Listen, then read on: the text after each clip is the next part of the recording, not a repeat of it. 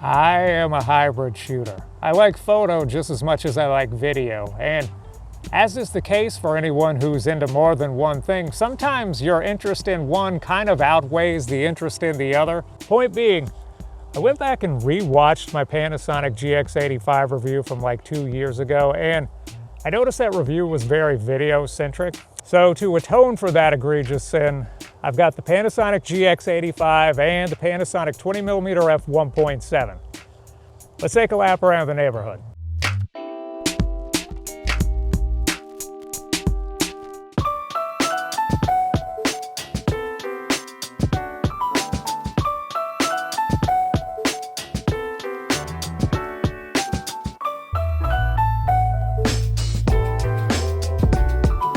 The GX85 is one of those cameras that I actually really like a lot. You know, I like that form factor, that kind of rangefinder design. The body on the GH5 is really well made. I mean, it's super sturdy feeling. One of those cameras where even though it's kind of small, it has like a surprising amount of weight to it. Like when you pick it up for the first time, it's kind of like, oh, I wasn't really expecting that. And speaking of the viewfinder, unfortunately mine doesn't work. That is part of how I got mine at a deep discount. Everything else about the camera is perfectly functional. It's just the viewfinder, whether you have it in like auto mode or you try to go manually into the viewfinder, it's just a blank screen. Can't see anything through it. Started searching forums, and turns out that's a pretty common occurrence with a lot of these.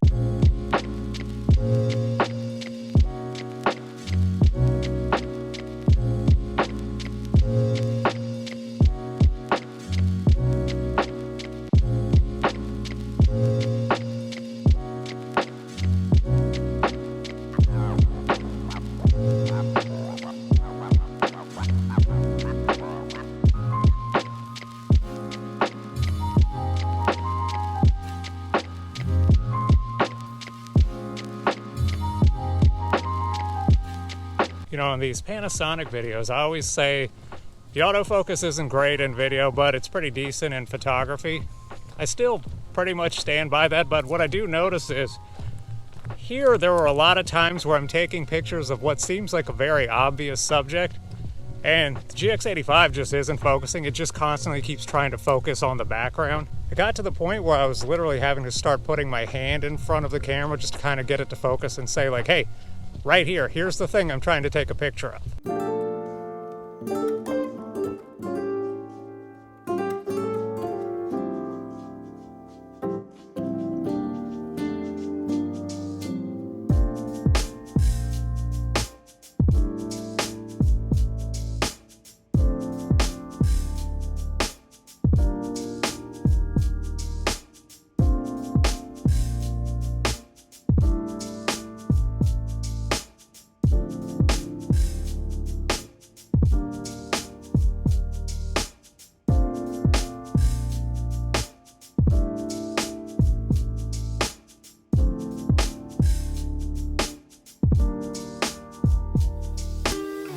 You know, one thing I like about the GX85 and just Panasonic cameras in general is the LCD screen is actually really good.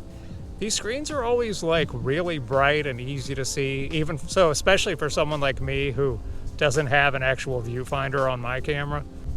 Plus the image quality on the screen just looks really amazing. Like, I arguably may be too amazing because there have been plenty of times when I see it on the computer and it just looks okay, but when I see it on that Panasonic screen, man, it just looks really, really good. On the other hand, something I'm not super crazy about is the Panasonic color science.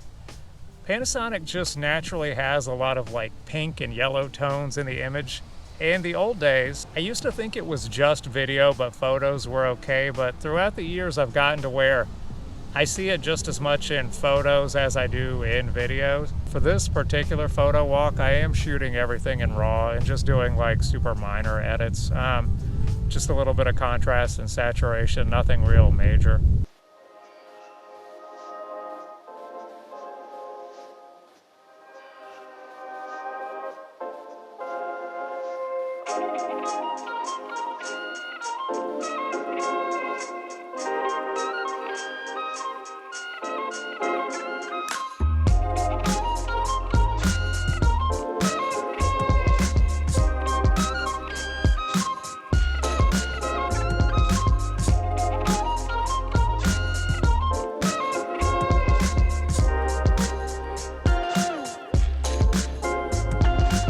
The other day, my friend Eric complained about me complaining in the last video about how they're destroying all the wildlife and just building like shopping centers and stuff.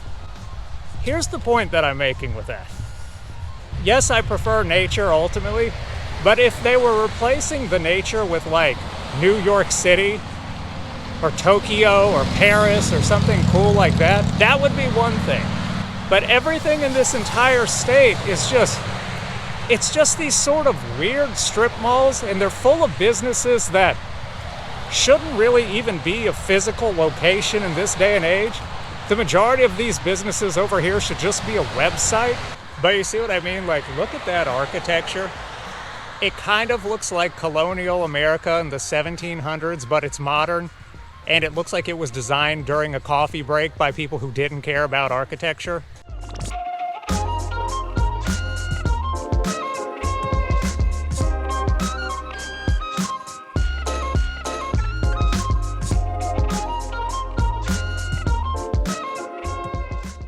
I feel like the GX85 is just a perfect camera for documenting everyday life. You know, you've got really good photo and you have really good video too, but it's missing a few of the video features that you would need for it to be like a work camera. You know, there's no mic input and there's no articulating screen, so for that reason I would never really film YouTube videos with the GX85. But man, oh man, for just walking around and just documenting just what you see on a daily basis, take some pictures, film some video, GX85 is just perfect for that.